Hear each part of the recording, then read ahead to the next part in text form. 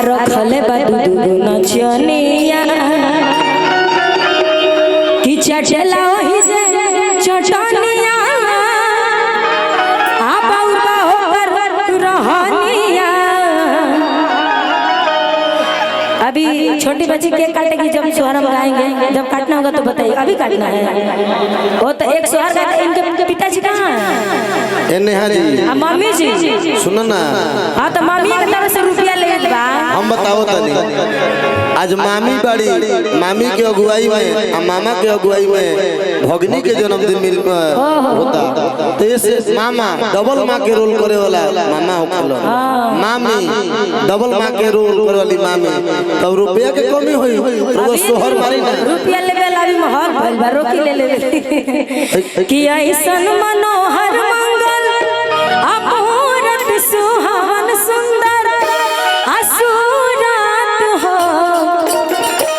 ओहो मम्मी जी थोड़ा आप क्रेन से निकालने की कोशिश करिए, जितना भी लोग यहाँ पे हैं कि ऐसन मनोहर मंगल।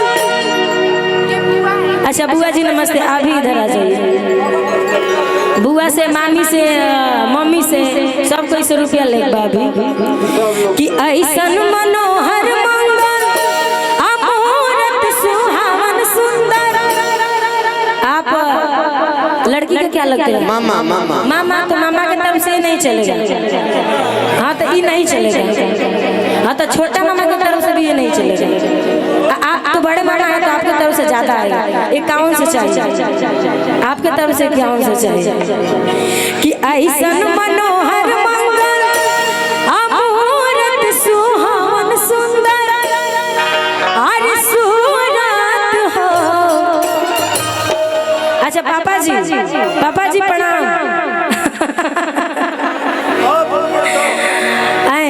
भैया भाभी को प्रणाम।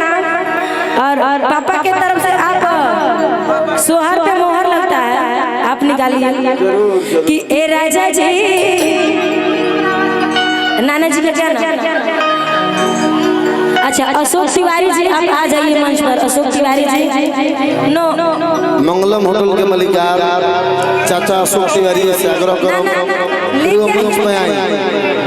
राजू भैया है ना वो तो है जाओ कि ऐसन मनोहर मंगल। अच्छा नानी के तरफ से अमूर्त सुहावन सुंदर असुरात हो। ए राजा जी ए राजा जी ए राजा जी करे तरहल जरूरत मुहूर्त खूबसूरत हो। ए राजा जी करे तरहल जरूरत मुहूर्त खूबसूरत हो। ऐसन मनोहर मंगल मूरत सुहावन सुंदर सुरात हो।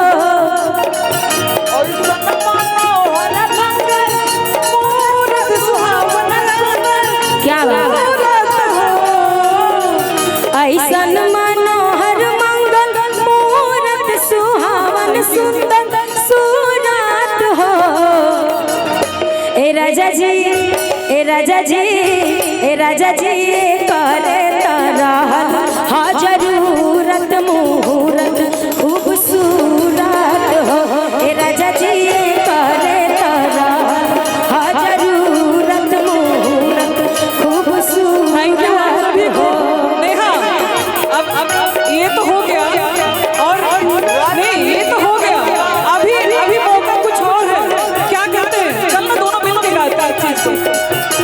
हेलो और आप मामी जी है ना, आपके तरफ से भी बात है। आपको अभी क्या नेहा अभी किसी में क्या गाया जाएगा? गाइए ना। समर कैसे गाते हैं? हेलो एक रिदम भैया कैसे बजाएंगे? क्योंकि ये बहुत खास मौका है। बधाइया बाजे। क्या बात है? इसी में लेके चलते तो बहुत अच्छा लगता है। लेके चलिए ना।